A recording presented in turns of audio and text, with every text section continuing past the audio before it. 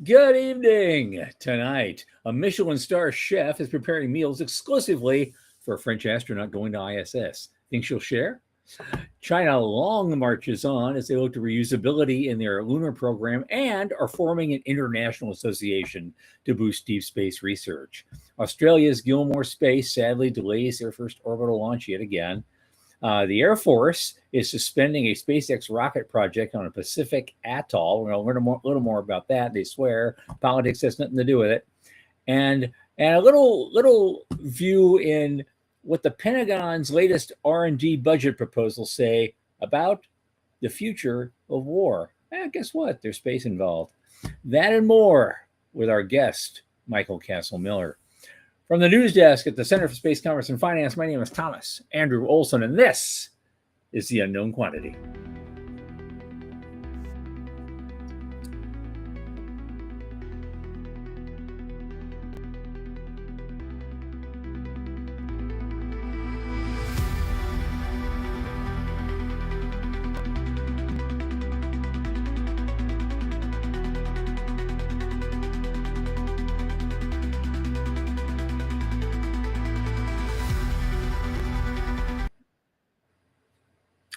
As you know, this program is sponsored by the Center for Space Commerce and Finance. What is that? What do we do? Well, we champion and strengthen emerging space startups, space scalable small and medium businesses, and space adjacent enterprises worldwide through advisory, access, and advocacy across the funding spectrum. We fortify business plans and investor readiness for founding teams at varying levels of development. A lot of our work, especially this podcast, is supported by our listeners and fans like you. If you go to the QR code at the upper left of the screen, it will take you to our donation portal. Keep helping us out.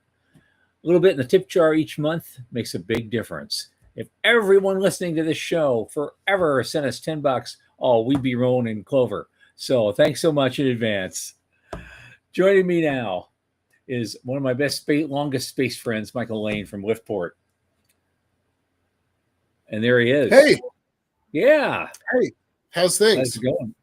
I'm doing okay. And I just busted my ass all last week, so I get everything that was important done by Thursday night, and so I wouldn't have to do so much for like the next 3 days. I still ended up doing shit, but still, it wasn't like you're being pounded, to get stuff done, and so that was a little bit better. Good. So today you're supposed to be, here's a weird thing. Today it's 7/7, right? Now we know that's an anniversary of something that wasn't very nice. Sure. But at the same time, all the folks online, a lot of people I know, they're all saying it's supposed to be this big convergence of big energy coming out of the sun and the universe. It's supposed to make us ascend and make us all happy and happy with ourselves, and there'll be like peace and love all over the world, and the harmonic convergence will go on. And today's the day that new vibration is going to hit us all. So what do I get? I get news reports that the Epstein client list doesn't exist. Oh, right. You know what? I mean, after that, Elon wants Mike Pence to run his New America Party and amongst other entire lunacy just across the spectrum. So nothing's changed, sadly. I had a great 4th of July. I had one of the better 4th of Julys I've had in several years. Went up to this little artsy community up in north of Seattle called LaConner. An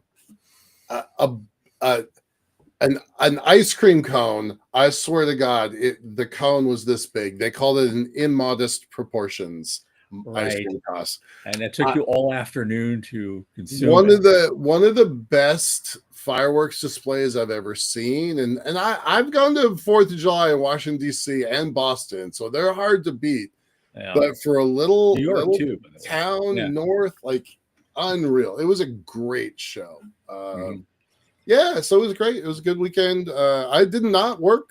I hardly worked at all. I left Friday morning and got back Sunday night and didn't really think about space too much. So all of these news articles, most of them are new to me. So let's jump in. It's still kind of a slow week as far as news goes. Usually I have to get to a place where I have a few items, but then I have a whole bunch of items. I kind of have to make a choice. what do I pick and what do I don't and what do I say for next week and what do I do? I haven't had that problem the last couple of shows. No, it's been a light news day, but I love this thing about, apparently this is something that does happen a lot. There's a woman, a French astronaut. Her last name is Pic, P-I-C, and she's be going to the ISS soon. She has a Michelin multi-star chef cooking special meals for her to send up. And so according to the article, there's this fantastic kind of the stuff to go there. Parsnip and haddock veloute, chicken with forca beans. I've never heard of a forca bean. Creamy polenta, a chocolate cream with hazelnut cassette flour. I wonder, you always feel like, remember you were kids in the lunchroom and you brought your lunch and somebody didn't want to trade. You wonder if that's what's going on there. Hey, can I try some of that? I'll give you a bite of this. This is, my wife made this. It could be, because apparently it is a thing. They send pretty much a lot of standardized meals to the ISS and these supply runs, but everybody who's there gets their own little special thing. Yeah. That someone made for them, and they send it up there with the shipment. So, but they're planning in advance. She seems to be getting just a crap ton of stuff compared to this looks pretty good. It looks delicious. I mean, the other guys, all they get's Martha Stewart. Right. The chef owns 10 Michelin stars. Yeah. Who gets 10 Michelin stars? All right. Anyways, that sounds super fun. Now, of course, we can't do a news segment without China. Hold on a second. Because about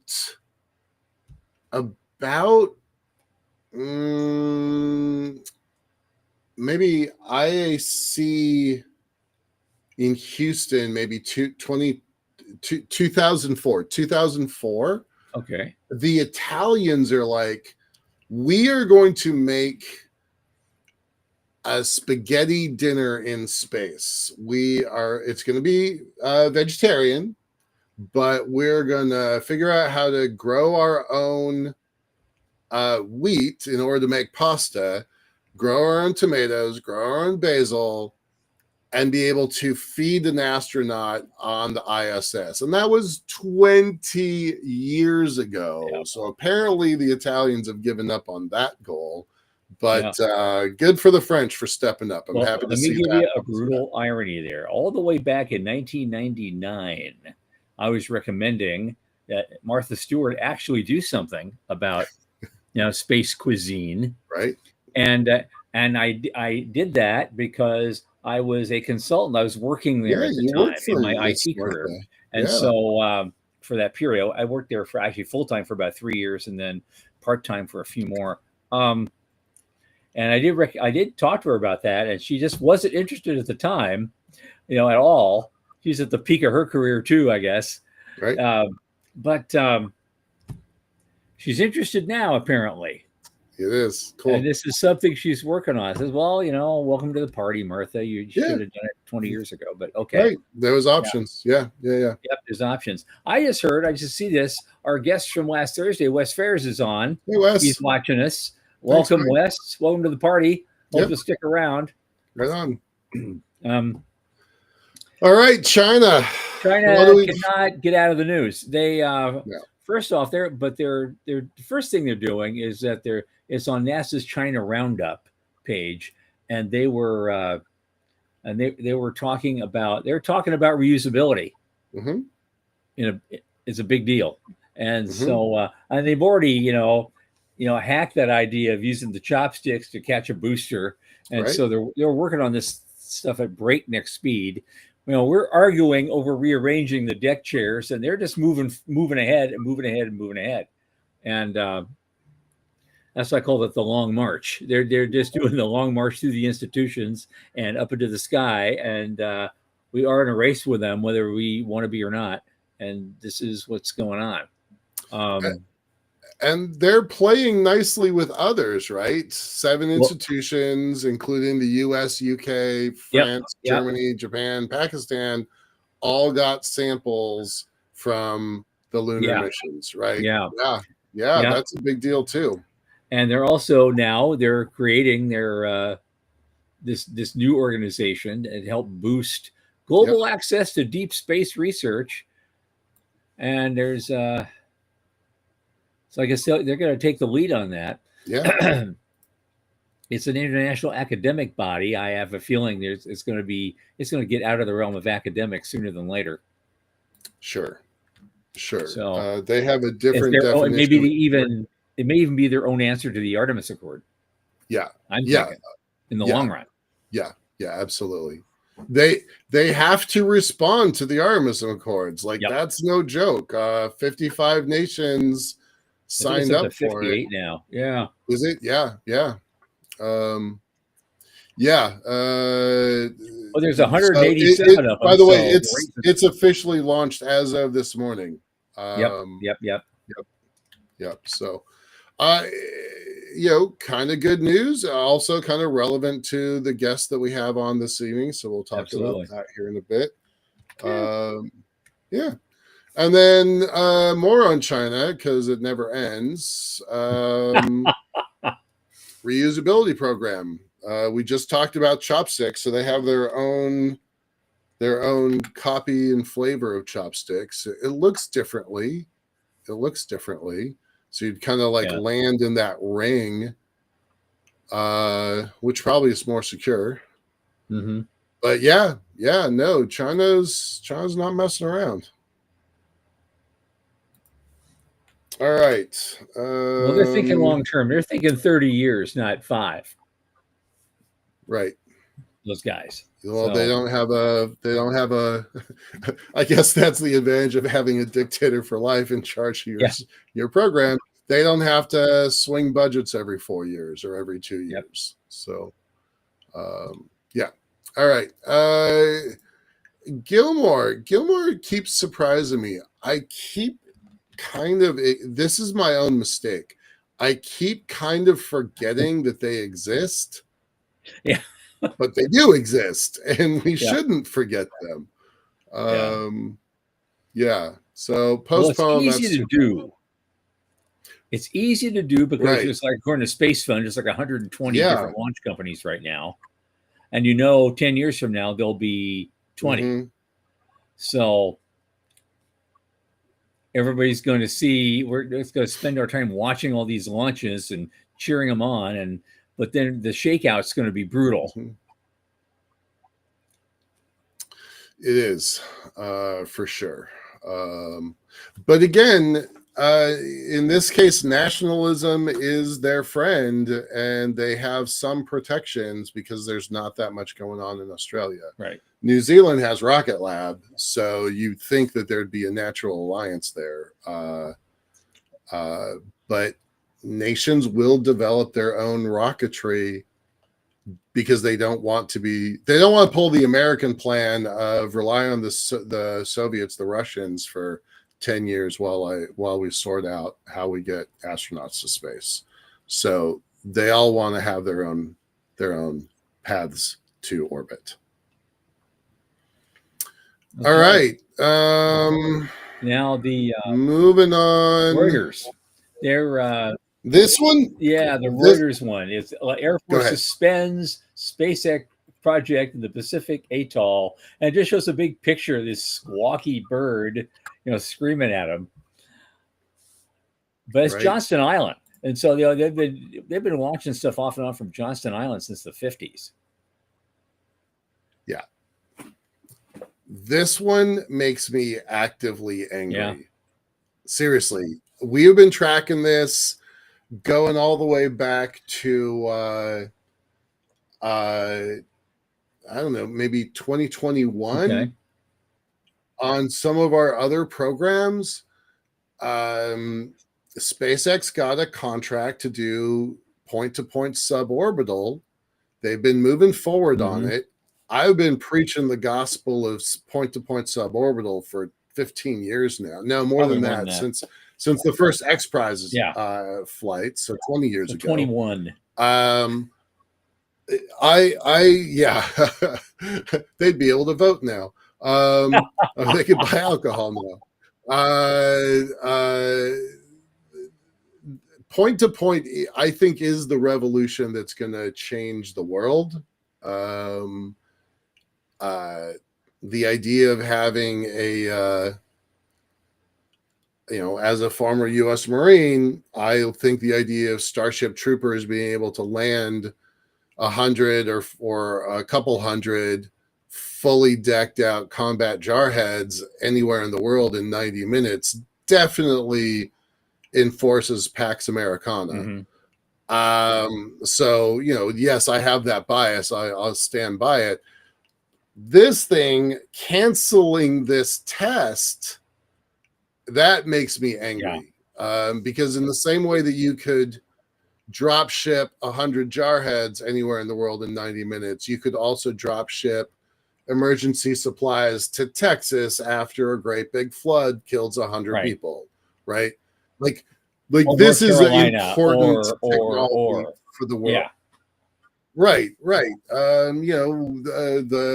The hurricanes that go through Puerto Rico and Haiti, earthquakes. This is important technology to exist in the world, and it makes me angry that the politics of this. I'm sorry, I'm a blue guy. I am a tree hugger for sure. I live in Washington State for a reason. I want to take care of the birds. I do, but I think we have an obligation to the humans of the world. Well, I don't know if it's about the birds or not. I mean, the thing is, they got a contract years ago.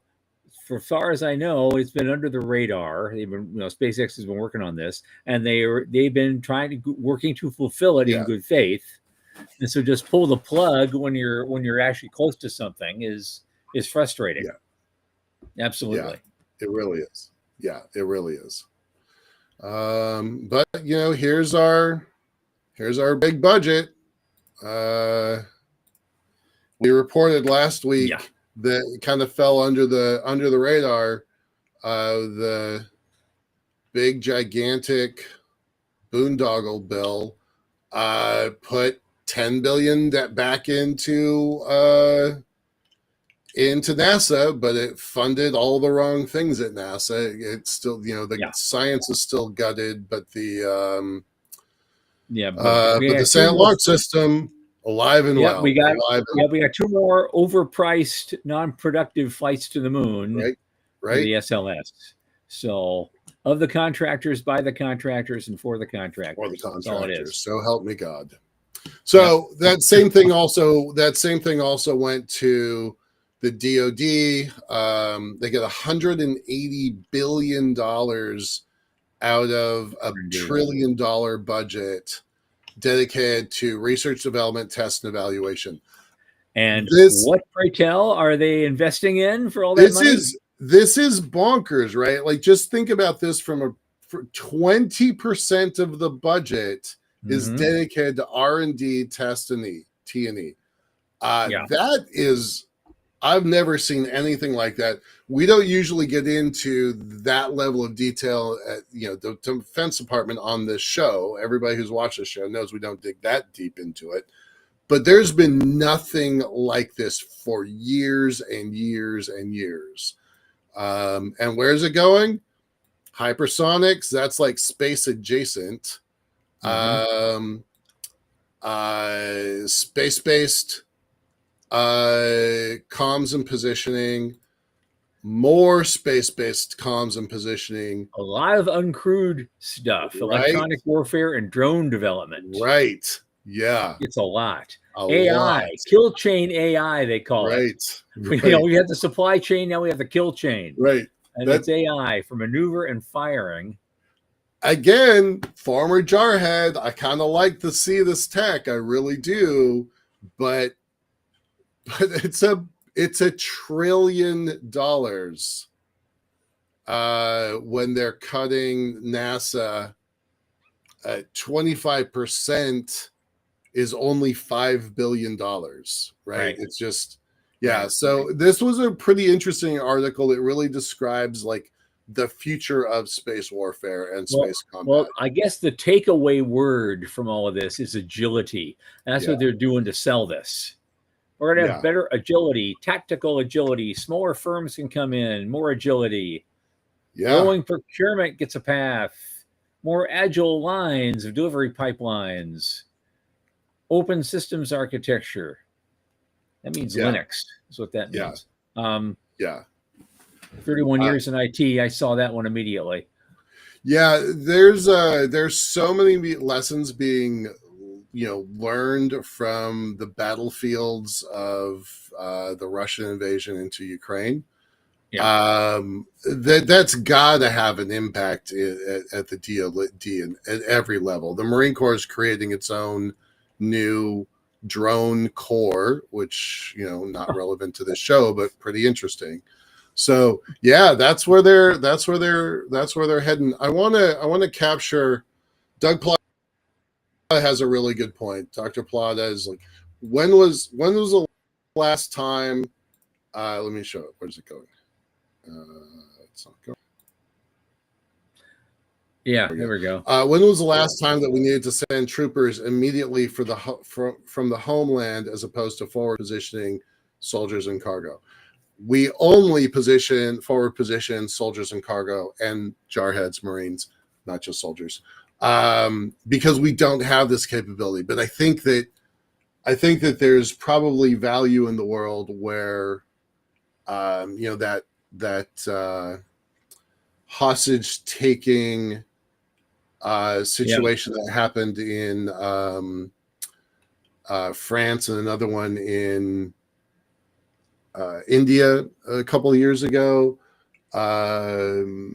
SWAT is not always your best resource. Well, the only thing I've seen in my extended lifetime where that kind of quick deployment was probably really necessary, we just didn't have that capability, was Grenada and Panama.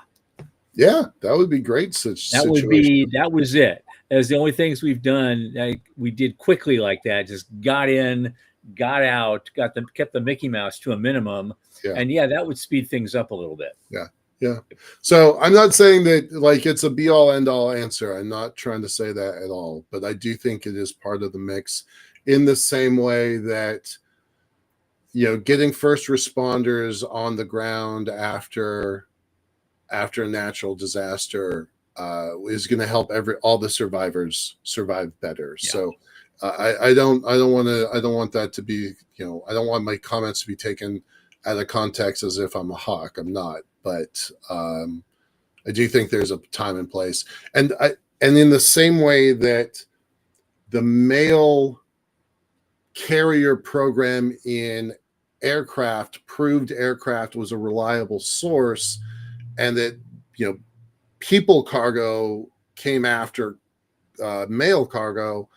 I think the same thing is going to happen here, that this is an opportunity for the Defense Logistics Agency to prove point-to-point suborbital, build out the rocket fleet necessary for global point-to-point. The humanitarian aid and the military applications would be long tails of what I think would be a very robust industry. Yeah. Of course, I get this weird visual of these new drones they want to build, and they have little Marine Corps jarhead hats, glued on top of them, right? And so they're from you. Yes, of course they are.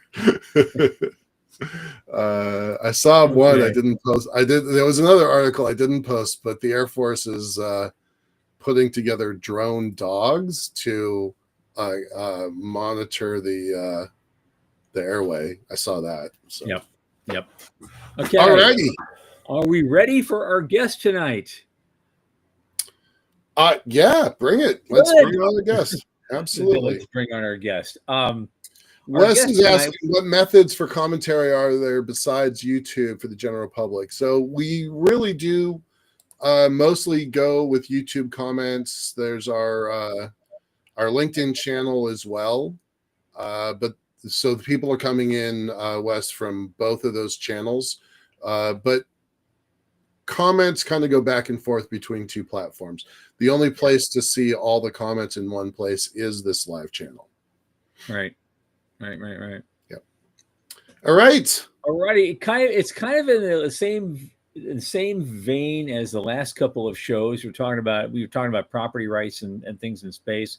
This takes it to the next level. This is developing communities once we've established some property rights and at least some general agreements. And we've actually brought this up before. A previous guest, Hoyt Davidson, was on the show a couple weeks ago, and we talked very briefly about the Lunar Development Cooperative. Well, we have with us tonight Michael Castle Miller.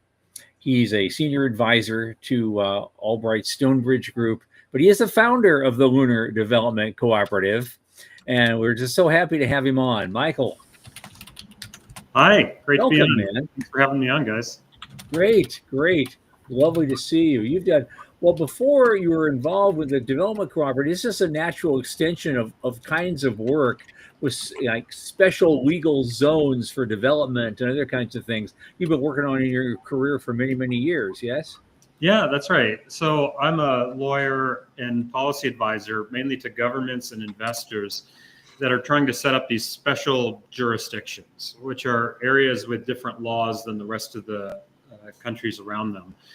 And what I try to do is I help countries design these zones to sort of pilot reforms or to sort of get changes to laws or regulations that need to happen in order to cause economic growth in a country. And we can sort of incubate those changes within a zone. So that's my background. I've done that for about 35 countries around the world. I started out at the World Bank. So I've been working a lot in the international development context for developing countries, but I've done quite a bit in the Middle East, and most recently I was a partner and practice lead at Albright Stonebridge Group, and then took a senior advisor role so that I could do the Lunar Development Cooperative full time. Okay, all right. Some of this seems like it goes back to the old concept. It started way back in the 90s, even enterprise zones. Remember those? And that was a big buzz phrase sometimes back in the 90s, probably back in the Newt Gingrich era. They talked about doing that. I don't know how far they got with that. Of course, at the time, the Ron Pauls of the world were turning around and saying, you know what? Why can't the whole country be an enterprise zone? Come on, guys. In the enterprise zones, there's a lot of zones that kind of focus just on you locate here, you don't have to pay corporate taxes. A lot of times zones that are really effective are zones where there's something better about the operating environment than everywhere else, and that's what I try to kind of do, is to make it like operating in a better country within the zone. Liftport is in both a hub zone and an opportunity zone, but it is really hard to convey that value to other people, and what makes my area different, as you just described, what makes my area different than the one down the street or the one across the river or, 2 states away. We've never been able to really convey that to folks. So dig into that for a second, because I'm sincerely considering setting up shop in Puerto Rico, because they have captured some tax credits value that looks really attractive. So when you go into an area and try to set up these zones, what do you look for? How do you make those zones effective? So what I normally try to do actually is to look first at what isn't working well in the country, and usually that isn't taxes. So the default for a lot of these zones is just to give tax incentives or tax credits or something like that. But in most cases, that's not really effective. But to give you an idea of some of the ways these zones have been used, if you go to Dubai has these free zones where one of them is the Dubai International Financial Center that basically imported British commercial law, banking law, employment law, everything. And they even set up their own court system with retired British judges. And they ended up attracting a ton of banking and other kind of finance industries that wanted to do business in the Middle East, because if you go to this free zone there at the Dubai International Financial Center, it's basically like operating in London.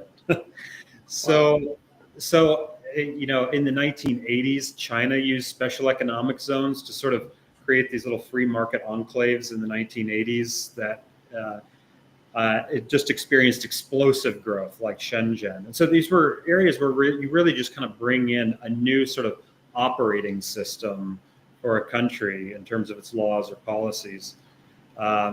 And so that's what I do. I help countries design the institutions, like the rules and the systems for creating these rules within those zones.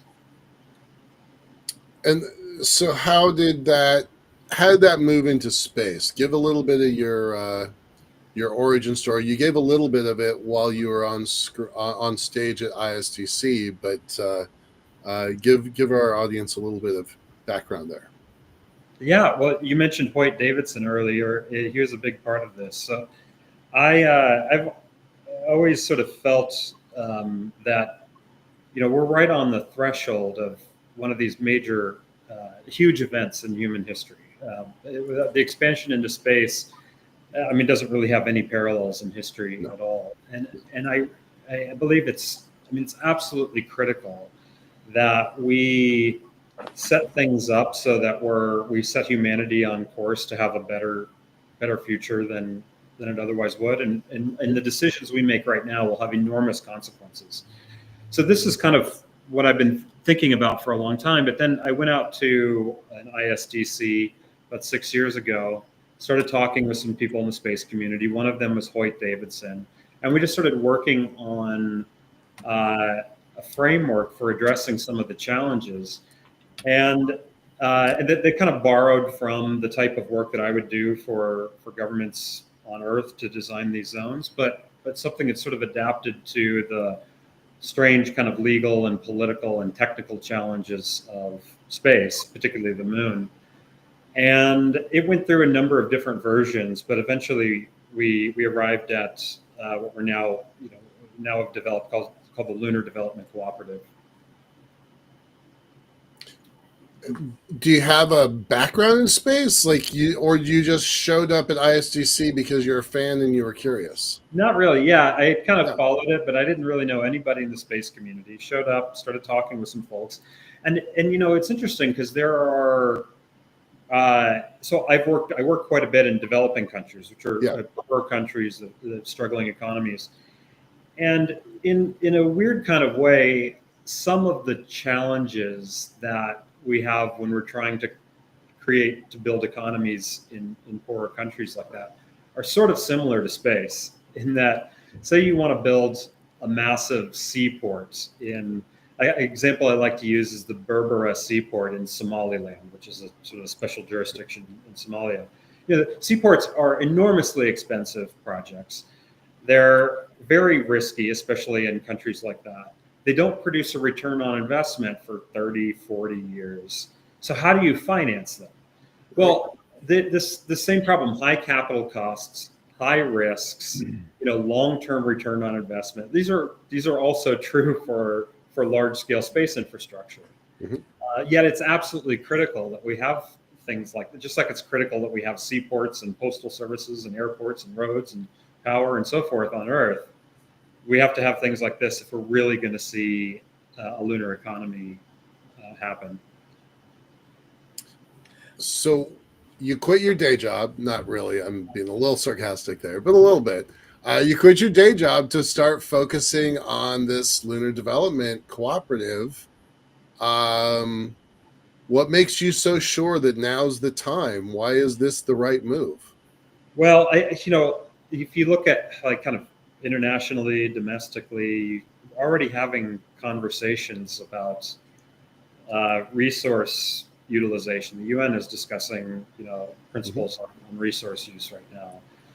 A lot of people are really asking this question of, how do we avoid many of the risks that people see with under the status quo, and how do we cause economic growth to happen? Because it's really not just about, we rely on there being rules that protect people, that prevent harmful interference, that protect investments on the moon. We rely on those kinds of things in order for business to work, for an economy to function. Mhm. So I think now's the right time, because we might. We don't really have any institutions that are devoted to economic development for space. NASA is not really focused on economic development or infrastructure. Its purpose is very good. It's science exploration, inspiration, international collaboration. These things are all very good, but I don't really think we're ever going to overcome this challenge of providing public goods like the infrastructure, the services and stuff that are needed for a lunar economy, unless we create something new. And I wanted to help contribute something that sets us on a better course than we might have otherwise gone. Cool. Okay, I've a question just popped in, interestingly, from our buddy Wes, who joined us tonight. He says, "What is the best example of a nation you've worked with for a free trade zone or something like that is most interested in space?" Or has that happened? Well, so I can't really talk about the clients particularly that I've worked in, not all of them. But I will just kind of highlight a few nations that have been in the news for space. Okay. Oman, for instance, has developed some free zones focused on space lately. We're yet to see whether they're going to really really work and attract significant development. But I believe there's some interest in some of the Gulf states in doing this. But I also think it's relevant, because really what a special zone is sort of like a special. It's an area, you could compare small countries like Luxembourg, which introduced its own space resources law. Similar kind of thing, where these smaller countries can introduce better regulations, better institutions for facilitating growth in the space economy, and have done that. And I think that's a good example. Okay. All right. No, go ahead. Well, I could get a little bit into the meat of the LDC idea for some of your readers. That's what I was going to go. I was going to preface it with, there are other organizations. The Moon Society has got its thing. It's 25 years old, somewhat defunct. International Lunar Observatory Association, I think that's got to be at least 15, 17 years old, something like that. Really cool idea, really academically focused. So far as I know, it doesn't really have a lot of traction. The Moon Village Association was partnered with ISU for a while. That actually did have some traction there. I haven't heard much about it in the last several years, but that was very focused on industrialization. And then Open Luna, backed by a billionaire, but they're not putting. They're really spending all of their time kind of in the policy zones. I haven't really seen a lot of result out of that. Not trying to throw anybody under a bus, just trying to say what is different about your lunar development cooperative that is different from what we currently have that isn't currently working particularly well. What is the difference? Well, first of all, I think all of those organizations you mentioned are doing some really good things, contributing a lot of important work, and we hope to kind of build on their work. But the solution that we've come up with is to create an entity that's really going to give teeth, or to really give teeth to all of the kind of principles, policy work that's being done, to create an entity that can really implement them, that can be an implementing arm of the Artemis Accords, of the Outer Space Treaty, and so forth. And we do that by creating the Lunar Development Cooperative as a funder of infrastructure and public services for anyone who becomes a member. And becoming a membership is open to any space company, any government agency from around the world that forms a legally binding contract membership agreement with the Lunar Development Cooperative. And that contract will have the basic rules, like to prevent interference, to protect investments in lunar land that are needed to support an economy on the moon. We structure the LDC as a public-private partnership where up to 49% of the shares in the company would be bought by as many nations as possible, and the rest by as many companies and individuals as possible. And developing nations and indigenous groups will have more affordable access to shares. And we want to make the private sector shares available on a universally accessible platform at a low minimum investment so that literally everyone on the planet could become a shareholder. We want to make it humanity's holding company for the moon. And we'd also structure it as a public benefit company that has its financial incentives aligned with the long-term interests of the lunar economy. And we do that in a number of ways, but one of the ways is by putting limits on the amount of control that any one shareholder can have. It's like maybe a 10% cap on total ownership. And so that keeps any one private sector investor from controlling so much of the LDC that they can use it to benefit their own companies at the expense of others. And it also prevents any one government from using the LDC for their own independent kind of political projects. Instead, we want to make the LDC's sole focus on public services benefiting the overall economy. And the LDC will set up a registry that deals with some of the kind of concerns around property rights. And the registry isn't a property registry, so it's not giving ownership or freehold ownership of the land, which makes it compliant with the Outer Space Treaty. But instead, what we can do is say, if you want to go to a part of the moon and mine resources or set up a research base or a tourism resort or whatever you're going to do there, you can, if you want to, record that activity in the LDC's registry. And the benefit of recording it is that it would prevent any other member from interfering with your use there under their membership contract. So if they do certain things to interfere with you, they would be in breach of their member contract, which means that they could be fined, they could be cut off from certain services in a serious situation, they could be sued in a court or arbitration center on Earth. And so the registry becomes a way of protecting investments in land without anyone actually owning the land. And we'd want to make those rights marketable too, so that members could buy and sell them with each other. Well, I guess that's the issue. I'm seeing a lot of structure that's getting really complex really quickly. We haven't even signed anybody up yet. So I guess my question is, what's the fundamental economic premises on which you base all of that? Because I ask you that because I have a very interesting question from Dr. Plata here. He says special economic zones on Earth have access to the world's huge and developed markets. Many of us believe that Earth resources will be used locally, and I'm a believer in that too, and not shipped to Earth markets generally. So does the analogy apply? What do you base the economics of this thing on? So you notice, I haven't really called this a special economic zone on the moon. That's not really what I'm talking about. What we're basically doing is using some of the design that we would do in order to structure, to make a special economic zone work, and using a similar type of design or kind of machinery for certain spots on the moon. So it doesn't really matter whether we are talking about whether lunar resources are being exported back to the moon or used locally in CisLunar space.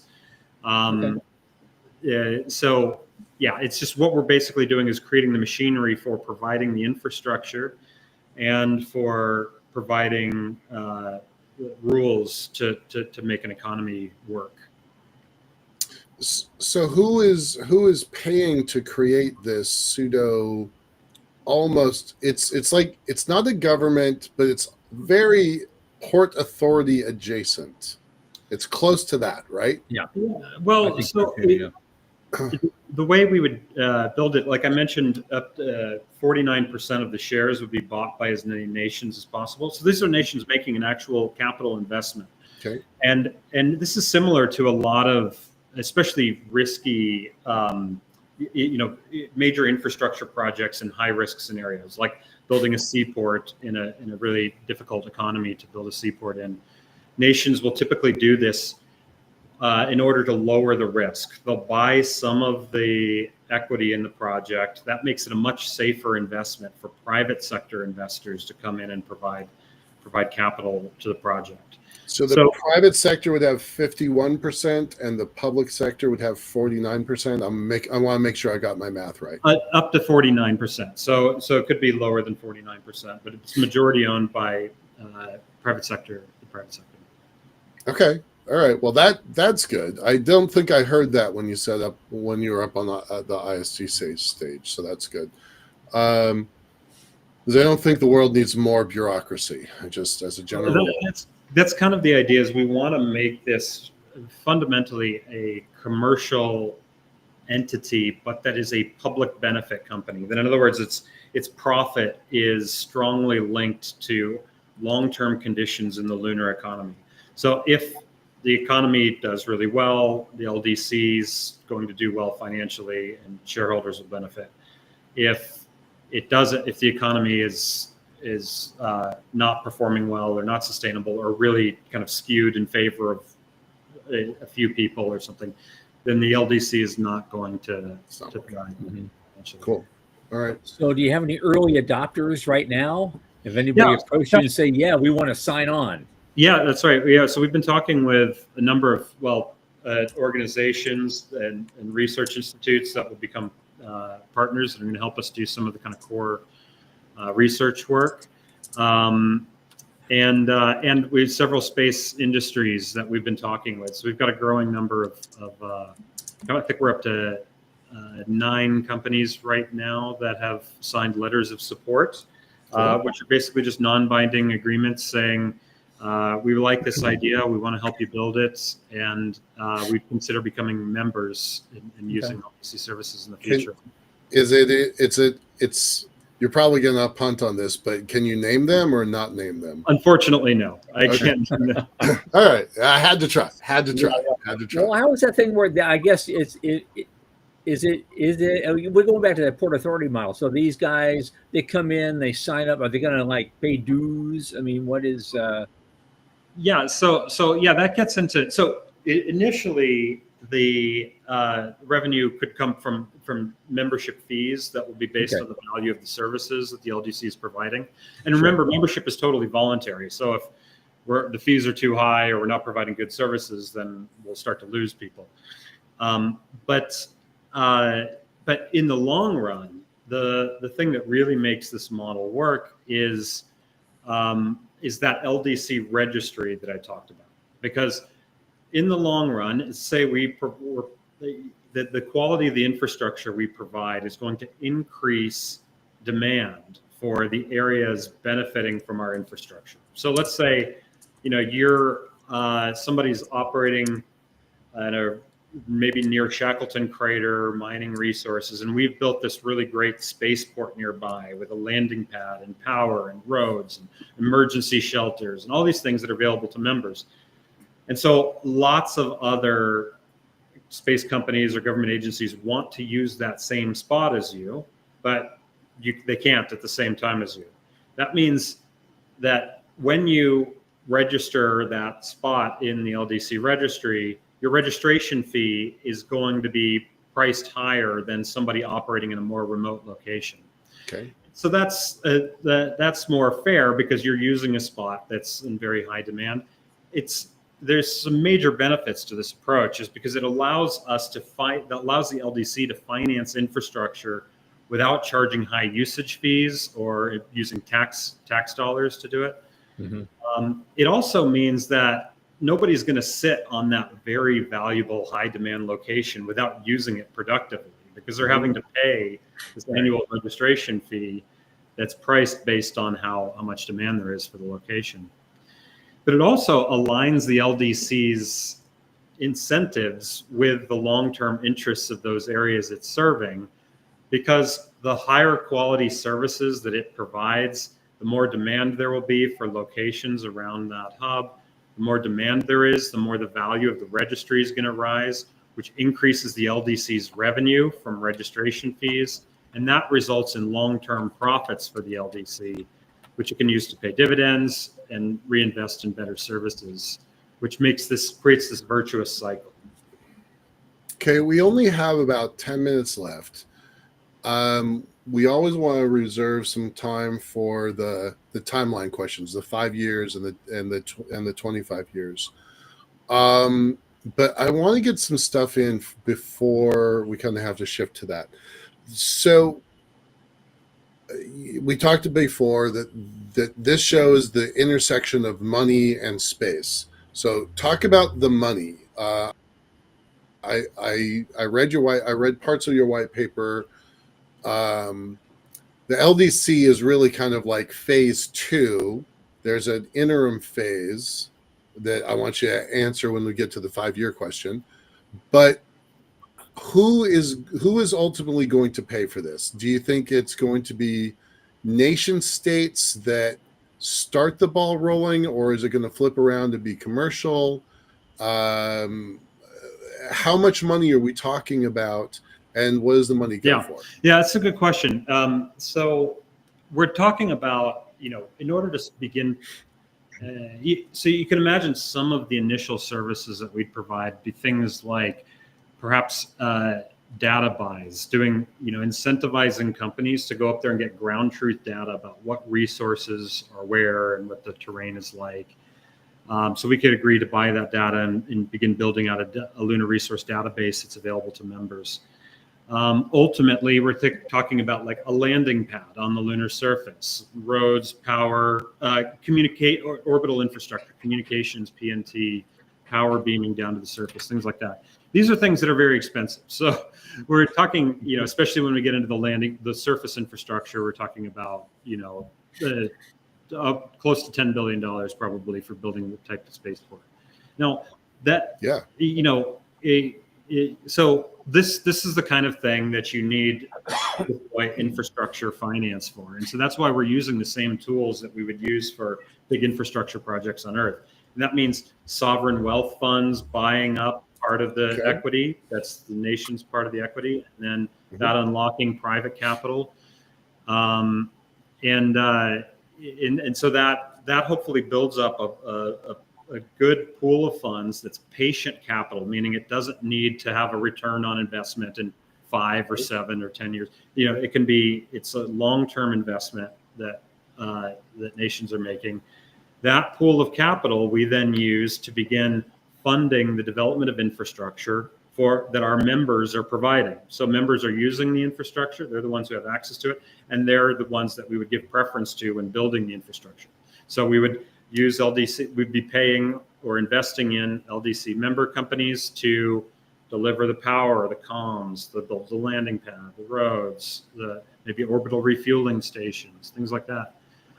Using that pool of patient capital that's blended from sovereign sources around the world and private capital. So the flow would be, you're this organization, New York. I'm presuming New York, because you said public benefit corporation. We'll be based in Europe, certainly. Europe, okay, all right. So European Public Benefit Corporation. You are the box. You're this box, and then capital is going to flow in, sovereign wealth funds, family offices, private companies, etc. Money's going to flow into this box, and then you're going to be the prime contractor that says, I want a landing pad, I want bathrooms, I want a main concourse, elevators, whatever. So you would be kind of that director role to start assigning tasks. And that's where those 9 companies that you said have interests. Yeah, and it'll be many more than 9, but yeah. Right. You got the basic idea, but remember, this is also a cooperative, which means that members are really in the driving seat. It's not like the LDC is something over here and then members are down here. It's members are sort of directing what the LDC is, what its priorities are.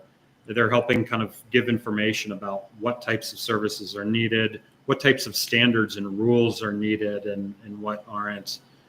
So we want this to be sort of a bottom-up process of where the LDC's actions are determined by the needs of people actually using and operating on the moon.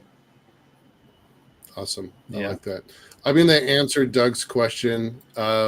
He's asked this almost every call for the last 6 months in one way or another, but he's right to keep asking it. And he always does it when we have 4 minutes to go. And so we never, we never satisfy his needs there with an answer. No, but he's right though. He's right though. We don't have an obvious answer to the lunar economy. He's right, and he's right to keep poking at that. So, with that, thanks, Doug, Dr. Plata, appreciate it. Castle Miller. So, short answers because we're running out of time. What does the next 5 years look like? How do people register their interest? You've got 9. We've got somebody on the call here that wants to do it. So how do people register their interest, and what do the next 5 years look like? 2 minutes. So the answer to registering your interest is email me. Give me a contact. You've got the website there. You can fill out a contact form, get in touch with me. We'd love to talk with you.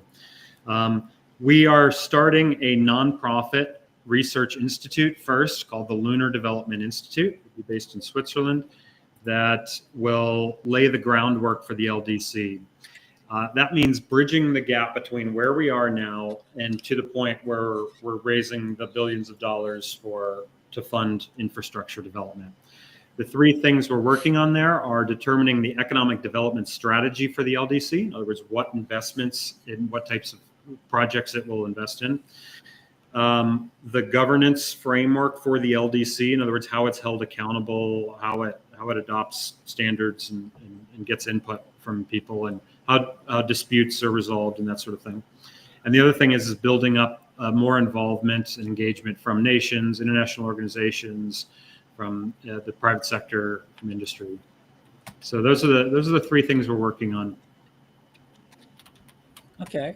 And I was going to bring it up. You talked about 5 years or so. What does next 25 years look like to you? Yeah. Well, there's with the LDC and without it. To be honest, with the LDC. Okay, that's fine. 2 timelines. What does it look like? All right, good. So I'll try to make it quick. Without the LDC, we may not have a lunar economy at all by 25 years. I think that's likely. That's Doug's if we comment. do, there's a real risk that it's going to be this heavily monopolized environment where maybe one government, maybe the Chinese government, or maybe one private sector company basically owns all of the infrastructure.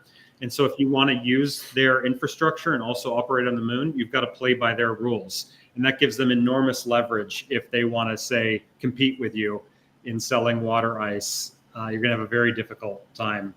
So it could become like the East India Company for space.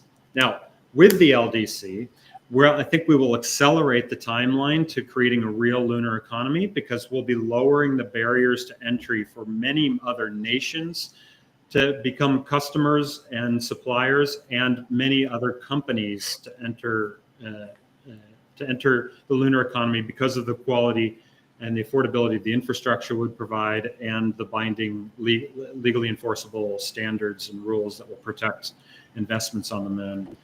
And so hopefully we can have a thriving, inclusive, and diverse lunar economy by 25 years, at least around certain little hubs where the LDC concentrates its infrastructure. Very cool. Very cool. Last question, I guess, is if one of the 9 signatories, or if we were, or Doug or Wes wanted to sign up and they didn't like the way the rules played out, is there a retroactive, agreement? Because they're not going to see how this is going to play out for 5 or 10 years. If they don't like how it plays out, can they just? Well, so we're not having people sign up for the member. We're not drafting the member contract right away. It's going to be a few until we actually form the LDC when we'll do that. So we've got some time to figure out some of those questions. I mean, the default is going to be people are free to leave if they want to, and we'll also be shaping those rules based on member input. And remember, the LDC has a strong incentive to keep and retain people, so it's not going to want to, model too much. Right. All right. Cool. All righty. Cool. Michael Castle Miller, thank you so much for being with us tonight. Thanks so much, guys. It was a lot of fun. We'll have to do this again when you have a little more progress to report. And because it's always a hot topic, how we're going to build, the new space economy. And there's a lot of different ways to go. And this is one that looks very compelling. And I think people should be paying attention to it. It's a long time in coming, but when we get there, it's going to be amazing. Thank you so much for being with us. Yeah, thank you. All right.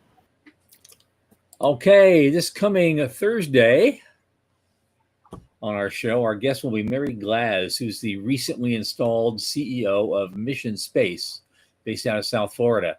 Interesting company, probably a lot of you have never heard of. Here we go again. We love doing that. So I'll be right here, as always, 8 p.m. Eastern Thursday night. So for Sean Key and Michael Lane, I'm Thomas Andrew Olson. Keep watching the skies.